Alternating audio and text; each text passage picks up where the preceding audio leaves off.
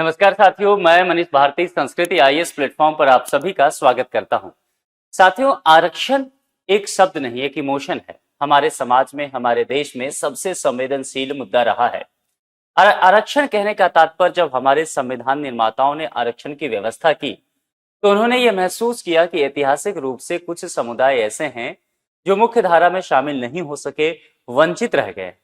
उनको कैसे मुख्य धारा में शामिल किया जाए और फिर यहां से एक साथ समावेशी विकास की अवधारणा को पुष्ट किया जाए, इसके लिए आरक्षण एज ए अफर्मेटिव एक्शन लागू किया गया। लेकिन समय के साथ इसमें देखा गया कि आरक्षण का राजनीतिकरण हुआ। आरक्षण का जो वांछित उद्देश्य था वह पूरा करने में बहुत हद तक सफल नहीं हुआ। तो समय समय पर हमारे नीति निर्माताओं ने इस चीज को लेकर के रिव्यू भी किया। मामला सुप्रीम कोर्ट पे भी गया। सुप्रीम कोर्ट ने भी इस बात को लेकर के कई बार अलग अलग फैसले भी दिए। और अब जो यहाँ पर बात की गई है कर्नाटक सरकार के द्वारा, उसमें एक डिबेट और आगे बढ़ गया है। हालांकि इसको लेकर के सुप्रीम कोर्ट का एक जजमेंट भी है जिसको हम स्टडी आज करेंगे, जिसमें कहा गया है कोटा के अंतर्गत कोटा देने की व्यवस्था की गई है। यानी कि कुल मिलाकर कैसे समझिए, अगर मैं सीधे तौर पर आपको समझाऊं, जैसे कि हम सब जानते हैं कि 27% रिजर्वेशन की व्यवस्था, मैं राष्ट्रीय स्तर पर बात कर रहा हूं, ठीक है। 27% रिजर्वेशन की व्यवस्था जैसे ओबीसी की गई है, 15%, कहीं कहीं ये अलग भी दिखेगा स्टेट में, है ना, ध्यान रखना है। तो यह अगर जो है एससी के लिए किया गया है, 7-7.5% जो है वो आप देखेंगे एसटी के लिए किया गया। तो आप समझिए कि ये 27% जो रिजर्वेशन ओबीसी के लिए है, 15 जो एससी के लिए है, क्या इसके अंतर्गत भी इसको और क्लासिफाई कर दिया जाए? ये बातें कही जा रही है कि क्या इसमें विविधता लानी चाहिए। इसमें कुछ कास्ट ओबीसी के अंतर्गत ही, अगर मान लेते हैं कास्ट 1 है, कास्ट 2 है, कास्ट 3 है, कास्ट 4 है, कास्ट 5 है, तो इसको अलग अलग रिजर्वेशन दिया जाए। क्या इस कास्ट 1 को 3% दे दिया जाए, कास्ट C2 को 5%, इसको 7%, इस तरह के 27% पूरा दिया जाए। ऐसा ही एससी में भी किया जाए, अलग अलग जातियों को जो एससी समुदाय के ही हैं उनको अलग तरीके से रिजर्वेशन दिया जाए। ऐसा ही एसटी को भी दिया जाए। ये तमाम तरह की व्यवस्था की बात की गई है। और अब जो है एससी को लेकर के यहां पर कर्नाटक सरकार ने एक महत्वपूर्ण फैसला लिया है और कहा है कि हम आंतरिक आरक्षण को अपने यहां मंजूरी दे रहे हैं। सुप्रीम कोर्ट का जो डिसीजन था उसको कहीं न कहीं लागू करने की बात की गई है। कर्नाटक सरकार ने एससी समुदाय के भीतर आंतरिक यानी कि सब कैटेगराइजेशन आरक्षण को मंजूरी दे दिया है। यह अपने आप में एक लैंडमार्क डिसीजन है कर्नाटक सरकार का, ऐतिहासिक फैसला। और यह मसला केवल कर्नाटक तक नहीं रहने वाला है, निश्चित तौर पर कर्नाटक को अन्य राज्य भी फॉलो करने वाले हैं। हालांकि पहले भी कुछ राज्यों ने यह किया है, जिसको हम विस्तार से देखने वाले हैं। यह निर्णय लगभग 40 वर्षों के संघर्ष के बाद लिया गया है, इसलिए मैंने कहा यह अपने आप में एक ऐतिहासिक निर्णय है। 4 दशक से अधिक समय तक इस बात को लेकर के संघर्ष चला है कि रिजर्वेशन को सही से रिव्यू किया जाए और कोटा के अंदर कोटा की बात दी जाए। इसका उद्देश्य क्या है? जो एससी समुदाय है यानी कि शेड्यूल कास्ट, अनुसूचित जाति, यह जो समुदाय है इसके भीतर समान वितरण सुनिश्चित करना। क्योंकि अगर मान लेते हैं कि हमने यहां पर एससी के लिए रिजर्वेशन तो दिया है संवैधानिक तौर पर कि चलो राष्ट्रीय स्तर पर 15%, लेकिन अगर यहां पर बात किया जाए तो कुछ कास्ट मान लेते हैं C1, C2, C3, C4, ये एससी समुदाय के ही ये कास्ट हैं, ठीक है। और एससी समुदाय के ही आगे भी कास्ट है C5, C6, C7 और C8, ठीक है। तो ये जो ऊपर के कुछ कास्ट है, रिजर्वेशन का फायदा, ये जो 15% मिल रहा है, इसका फायदा हमेशा यही ले जा रहे हैं, ठीक है। राजनीतिक तौर पर भी, नौकरियों में भी, प्रमोशन में भी, स्कूल कॉलेज यूनिवर्सिटी में नामांकन में भी, चूंकि ये समुदाय कुछ जो इसी कास्ट के हैं यह बेहतर करना शुरू कर चुके हैं, ठीक है। ये पहली पीढ़ी का आरक्षण ले चुके हैं, इसके बाद दूसरी पीढ़ी का आरक्षण ले रहे हैं, तीसरी पीढ़ी का आरक्षण ले रहे हैं, यानी कि इनके खानदान के लोग ऑलरेडी आगे बढ़ चुके हैं, आईएएस आईपीएस बन चुके हैं, अब वो उनके बच्चे ही रिजर्वेशन ले रहे हैं। तो एससी रिजर्वेशन यहीं आके रुक गया है। इसी एससी समुदाय में बाकी जो कास्ट हैं, तो ये 15% रिजर्वेशन या तो इनके तक छन करके बहुत पहुंच ही नहीं रहा है, या पहुंच भी रहा है तो उसका परसेंटेज बहुत कम है। तो कुल मिलाकर के इसी एससी के अंतर्गत C4 तक, उदाहरण के तौर पे मैं बता रहा हूं कि कुछ कास्ट ऐसे हैं जो बहुत बेहतर करते नजर आ रहे हैं और कुछ कास्ट क्या है, वो बहुत बेहतर नहीं कर रहे हैं। आज भी उनकी स्थिति दयनीय बनी हुई है, वो वंचित समुदाय में ही। तो ये बातें यहां पर कही गई। ये पहले भी सुप्रीम कोर्ट में भी ये मसला आया था और इन्हीं सब चीजों को लेकर के फिलहाल कर्नाटक गवर्नमेंट ने इस बिल को यहां पर जो है क्लियर कर दिया है। नया आरक्षण फॉर्मूला क्या होने वाला है, जरा इसको विस्तार से समझते हैं। ध्यान से देखिएगा, मैंने पहले भी कहा कि आरक्षण संवेदनशील मसला है, तो इसको देखना है। देखिए, कुल एससी का आरक्षण देखेंगे 15%, जो मैं चर्चा कर रहा था, पहले 17% था। ये कर्नाटक को लेकर के बात किया जा रहा है, क्योंकि स्टेट को इसको लेकर के कुछ छूट है। अब समूह में अंतर्गत यहां पर बांटा गया है। ये समूह क्या है साथियों?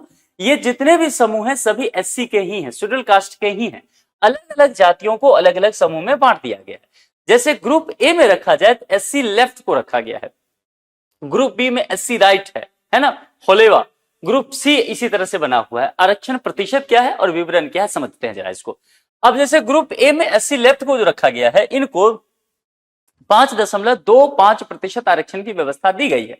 यानी कि इसके अंतर्गत जितने भी कास्ट के लोग रहने वाले हैं उन सबको 5.25% आरक्षण।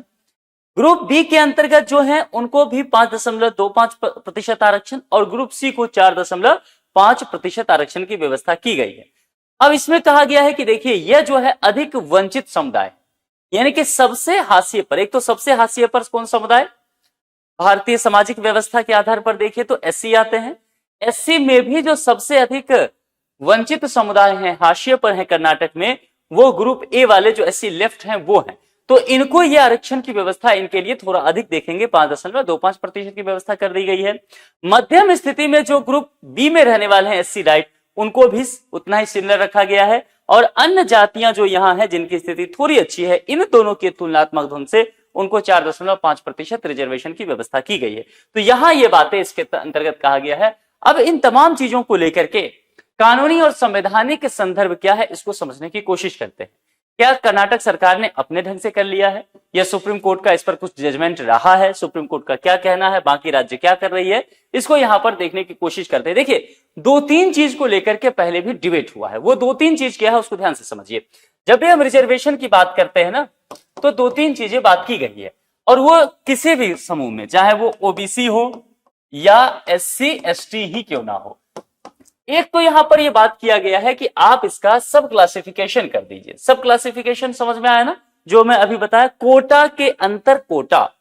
इसका कहीं से तात्पर्य यह नहीं है कि एससी समुदाय को अगर राष्ट्रीय स्तर पर 15% आरक्षण है तो उनसे वो आरक्षण छीना जा रहा है, नहीं। क्योंकि कुछ लोग इस हिसाब से भी बताते हैं, लेकिन ऐसा कहीं से भी नहीं है। सुप्रीम कोर्ट का भी और किसी राज्य सरकार की भी ऐसी मंशा नहीं है, और वास्तविक में ऐसा हो भी नहीं सकता है, ठीक है। क्योंकि मैंने आपसे पहले कहा था, आरक्षण आज के समय में सिर्फ अफर्मेटिव एक्शन नहीं रहा, एक राजनीतिक मुद्दा है। तो निश्चित तौर पर ऐसा होना भी कठिन है। तो यहां पर वह तो नहीं किया जा रहा है, लेकिन सब क्लासिफिकेशन, यानी कि जो चीज मैंने यहां कर्नाटक के संदर्भ में आपको बताया, ये क्या है? दरअसल ये सब क्लासिफिकेशन तो ही तो है। इस 15% आरक्षण को आप क्या कीजिए, अन्य समूह के बीच जरूरत के हिसाब से बांट दीजिए, ठीक है। अब देखिए, यहां पर 5 और 5 10, 4 14, और यहां 14.5, और ये आधा 15। तो कुल मिलाकर के ये हो गया ना। यही जो 15% रिजर्वेशन है, इसी 15% रिजर्वेशन को क्या किया गया है, बांट दिया गया अलग अलग समुदाय के बीच में, अलग अलग जातियों के बीच में। तो क्या एससी से 15% आरक्षण छीना गया? जवाब है नहीं। फिर क्या हुआ? इन्हीं जातियों में जो जरूरत के हिसाब से है, ये उसको सब क्लासिफिकेशन किया गया है। यही बात सुप्रीम कोर्ट ने भी कहा। तो सब क्लासिफिकेशन को लेकर के एक डिबेट है। दूसरा डिबेट जो है साथियों, वो है क्रीमी लेयर को लेकर के। लगातार ये कहा जा रहा है कि क्रीमी लेयर तय कर दी जाए। जैसे ओबीसी में देखेंगे कि भाई 8 लाख अगर आपको है आपकी सालाना आमदनी, तो फिर आप आरक्षण का लाभ नहीं ले सकते, है ना। ऐसे ही अगर देखेंगे, एक आरक्षण की व्यवस्था जो किया गया, ईडब्ल्यूएस क्या? इकोनॉमिक वीकर सेक्शन, आर्थिक रूप से कमजोर वर्ग, जो जनरल कैटेगरी के होते हैं, ठीक है। तो इनको क्या किया गया, 10% आरक्षण की व्यवस्था इनके लिए अलग से की गई। क्लियर हो रहा है? तो कुल मिलाकर के देखेंगे तो यहां पर भी ये बातें कहा गया ना कि आर्थिक रूप से इनके लिए भी कहा गया कि भाई 8 लाख से अधिक सालाना आमदनी नहीं होना चाहिए। तो अवधारणा देखिए, 8 लाख यहां भी है, 8 लाख ओबीसी का। तो क्रीमी लेयर की व्यवस्था आपको समझ में आ रहा है ना, कि उससे अधिक आप कमा रहे हैं, फिर आपकी स्थिति अच्छी है, आप आरक्षण का लाभ मत लीजिए, ये किसी और तक पहुंचने दीजिए।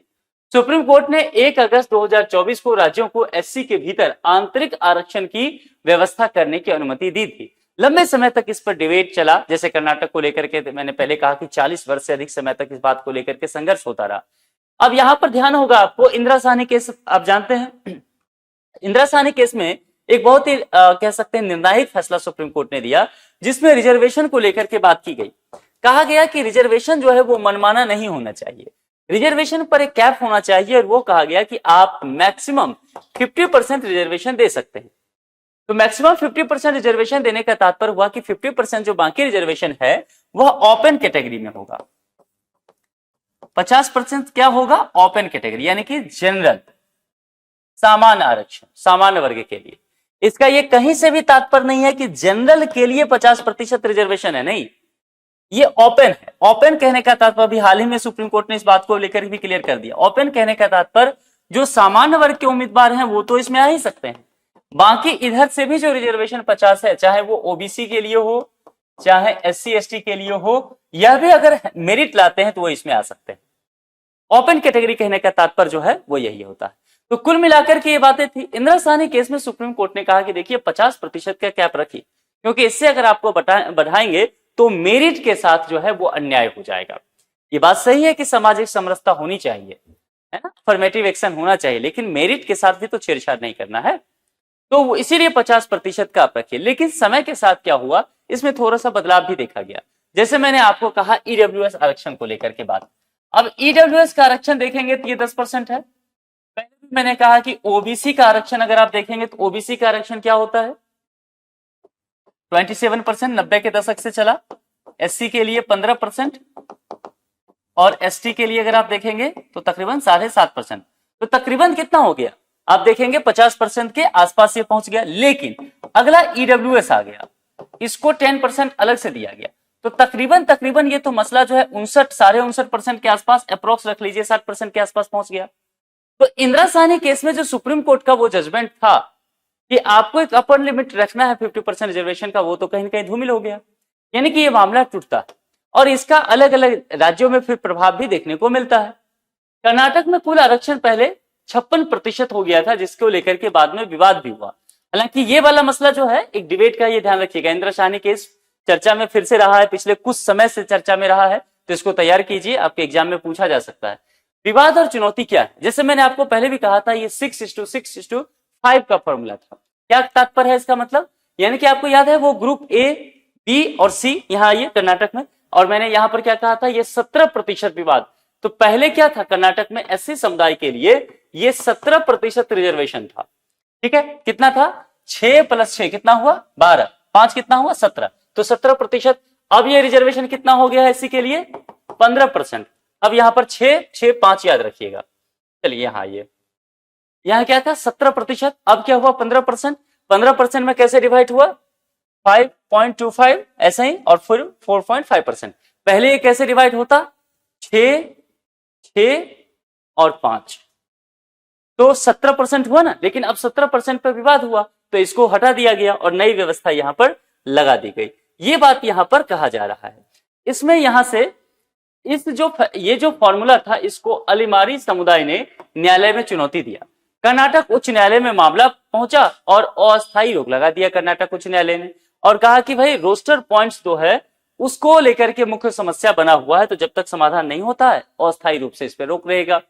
वर्तमान निर्णय के प्रमुख बिंदु आप समझते हैं, तकनीकी समिति की रिपोर्ट आती है, उसके आधार पर फिर यह डिसीजन गवर्नमेंट के द्वारा दिया जाता है, जिसमें कहा गया कि 56,432 जो सरकारी पद हैं उसकी जो भर्ती प्रक्रिया शुरू होने वाली है उसमें तुरंत ये नई व्यवस्था लागू कर दिया जाए। एससी के भीतर सभी समुदायों को न्याय संगत प्रतिनिधित्व देने का इसमें प्रयास किया गया है, क्योंकि मैंने दिखाया आपको कि सब क्लासिफिकेशन कर दिया गया है। भविष्य में न्यायालय के अंतिम निर्णय के बाद अतिरिक्त 6% आरक्षण पर निर्णय हो सकेगा, लेकिन ये अतिरिक्त की बात की गई है और वो न्यायालय पर निर्भर करता है। अब जरा अन्य राज्य को लेकर के देखते हैं। जस्टिस पंकज मित्तल ने एक स्टेटमेंट दिया था एक समय, उसमें कहा गया था आरक्षण केवल पहली पीढ़ी तक ही मिलना चाहिए। मैंने पहले भी कहा कि आरक्षण को लेकर के अलग अलग डिबेट रहा है अलग अलग वर्गों में, और उसको लेकर के कहा गया है कि भाई बहुत सारे लोग कहते हैं कि इसका रिव्यू होना चाहिए, जिसमें सही लोगों तक, ऐसा नहीं कहा जा रहा है कि आरक्षण को हटा दीजिए, ये कहा जा रहा है कि जो वाकई जरूरी जिनको है, जो जरूरतमंद लोग हैं, उन तक आरक्षण पहुंचाया जाए, ये बात कही जा रही है। इसके अंतर्गत इन्होंने कहा कि आरक्षण केवल पहली पीढ़ी तक ही मिलना चाहिए। अगर मान लेते हैं कि किन्हीं के पेरेंट्स हैं, मदर फादर हैं, दोनों आईएएस बन जाते हैं, तो इस संदर्भ में क्या इनके बच्चों को भी आरक्षण मिलना चाहिए स्कूल में, नामांकन में, नौकरी में, प्रमोशन में? यही बात कह रहे हैं कि अगर आपके पहली पीढ़ी को मिल गया तो फिर आगे नहीं होना चाहिए। अगर कोई पहली पीढ़ी आरक्षण लेकर हाई लेवल तक पहुंच गई है, मान लेते आईएएस बन गई, तो दूसरी पीढ़ी को इसका हकदार नहीं होना चाहिए। इनके बच्चों को फिर क्यों आरक्षण मिले? क्योंकि इनकी स्थिति अच्छी हो गई है, इनकी सामाजिक शैक्षणिक स्थिति भी अच्छी है, आर्थिक स्थिति भी अच्छा हो गया, तो फिर इनके बच्चों को वो समस्या नहीं है। मान लेते हैं ये भी एससी समुदाय से ही है, लेकिन एक व्यक्ति जो एससी समुदाय से और आता है, जो कभी स्कूल तक नहीं गया है ना, तो उस व्यक्ति को मान लेते हैं ये पर्सन एक्स है और ये पर्सन बी है, तो पर्सन बी आईएएस बन गया, इनके बच्चों को अब आरक्षण क्यों मिले? आरक्षण तो इसके बच्चों को मिले जो कभी स्कूल तक गया नहीं है। समझ में आ रहा है? भले एक ही समुदाय के हैं। तो यहां पर इस बात को लेकर के डिबेट लंबे समय से रहा है कि पहली पीढ़ी और दूसरी पीढ़ी को लेकर के क्या आरक्षण होना चाहिए या नहीं होना चाहिए। तेलंगाना भी इसको लेकर के पहले काम कर चुका है, हरियाणा में भी हुआ है, और तेलंगाना हरियाणा के बाद आंध्र में भी एससी आरक्षण में सब कोटा दिया गया है, और इसको लेकर के आप कह सकते हैं कि अध्यादेश जारी किया, सुप्रीम कोर्ट के जो जजमेंट रहा उसको लेकर के यहाँ पर फॉलो किया गया है। तो सब कैटेगराइज कई जगह कई स्टेट में अब धीरे धीरे किया जा रहा है। अब यहां जरा विस्तार से समझते हैं कि अनुसूचित जातियों यानी कि एससी का उप वर्गीकरण क्या है। मोटे तौर पर मैंने आपको पहले कह दिया था कि कोटे में कोटा मंजूर होना, जिसको लेकर के मैंने वहां पर कर्नाटक का आपको चीजें बताते हुए एक्सप्लेन भी किया। इसके अंतर्गत कहा गया है कि जो अनुसूचित जाति है उसका सब क्लासिफिकेशन किया जाना चाहिए। इसके अंतर्गत अनुसूचित जातियों को उप समूह में विभाजित कर दिया जाए। जैसे कि कर्नाटक में मैं आपको एग्जांपल देकर के बताया, group A, group B, group C, अपने अपने कुछ आप देख लीजिए कि ग्रुप ए में कितने कास्ट को रखना है, ग्रुप बी में मान लेते हैं 10 कास्ट को, ग्रुप सी में मान लेते हैं 50 कास्ट को रखना है। कितनी जातियां देख लीजिए कि सामाजिक आधार क्या है उसके आधार पर रख लीजिए, और एससीएस के बीच आरक्षण लाभों का अधिक न्याय संगत वितरण सुनिश्चित किया जाए। यहां पर एससी के रखिएगा, यानी कि शेड्यूल कास्ट के बीच सही से आरक्षण दिया जा सके। प्रमुख मामले इससे जुड़े हुए क्या है, कुछ मुद्दे समझते हैं। ईवी चिनैया बनाम आंध्र प्रदेश राज्य, सुप्रीम कोर्ट इसमें कहा कि अनुसूचित जातियां जो है वह एक समान वर्ग हैं, है ना, इनकी सामाजिक और शैक्षणिक हालात जो है एक समान है, इसलिए इसमें कोई विभेद नहीं किया जा सकता है। तो जब आप इसमें कोई विभेद नहीं कर सकते हैं तो जाहिर सी बात है आप इसमें सब क्लासिफिकेशन नहीं कर सकते। इस केस में सुप्रीम कोर्ट का ही जवाब है, और कहा कि अगर आप उप वर्गीकरण करते हैं तो अनुच्छेद 341, क्या है अनुच्छेद 341, कमेंट बॉक्स में लिख के बताइए, मैं पहले चर्चा कर चुका हूं।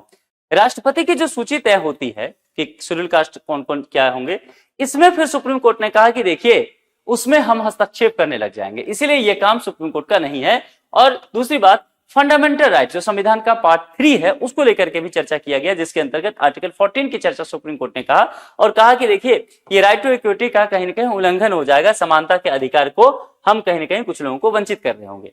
फिर दूसरा मसला आता है जनरल सिख बनाम लक्ष्मी नारायण गुप्ता। इसमें कोर्ट ने कहा कि एससी एसटी के लिए भी क्रीमी लेयर की अवधारणा लागू हो सकती है, जैसे कि मैंने 8 लाख वाला आपको ओबीसी में बताया था, खास करके प्रमोशन में कहा यह तो होना ही चाहिए। अपेक्षाकृत जो समृद्ध समुदाय हैं उनको आरक्षण का लाभ उनको सीमित कर दिया जाए, जैसे कि ओबीसी वर्ग में भी देखा जाता है। अगला केस पंजाब राज्य बनाम दविंदर सिंह, 7 जजों की बेंच ने 6-1 से के बहुमत से फैसला दिया था, एससी के अंदर उप वर्गीकरण वैध करार दिया। ये सब सुप्रीम कोर्ट के ही जजमेंट है, लेकिन देखिए कोर्ट भी समय समय पर अपने जजमेंट को ही चेंज कर रही है ना। समाज जैसे विकसित होता है ना, वैसा ही कोर्ट पर भी इसका असर पड़ता है। इसमें कोर्ट ने माना कि सभी एससी समुदाय एक समान स्थिति में नहीं है। इससे पहला केस याद है ना, इसमें मैंने क्या कहा था, ईवी चिनैया बनाम आंध्र प्रदेश राज्य। इसमें कोर्ट ने खुद कहा कि जो अनुसूचित जातियां हैं वो एक समान वर्ग हैं। अगले केस में देखिए सुप्रीम कोर्ट खुद कह रही है कि एससी समुदाय एक समान स्थिति में नहीं है। ठीक है, तो नहीं है तो फिर यहां पर क्या करना पड़ेगा, सब क्लासिफिकेशन आप कर सकते हैं। उसमें कहा कि एक समान है तो जाहिर सी बात है जब उसमें फिर क्लासिफिकेशन क्या किया जाए, ये पंजाब राज्य बनाम दविंदर सिंह केस याद रखिएगा, इंपॉर्टेंट है।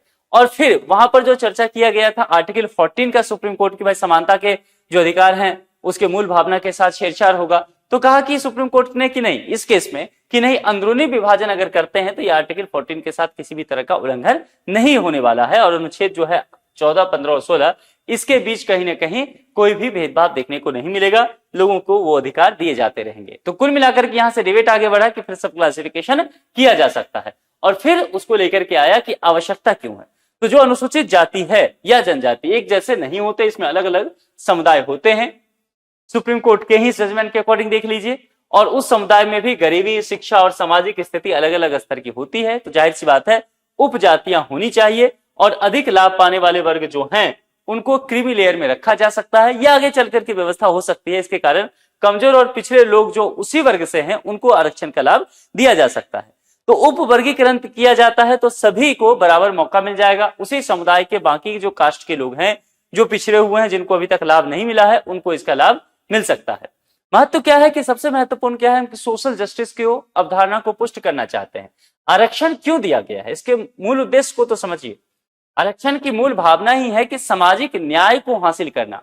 ऐतिहासिक रूप से जो कुछ कास्ट बेस के आधार पर कुछ लोग समाज के मुख्यधारा से कट गए थे या कभी मुख्यधारा में शामिल ही नहीं हो पाए, उनको मुख्यधारा में शामिल करना और समावेशी विकास करना देश का, तो ये सोशल जस्टिस इससे कहीं न कहीं पुष्ट हो पाएगा। आरक्षण के विचार समानता की बात भी की गई है।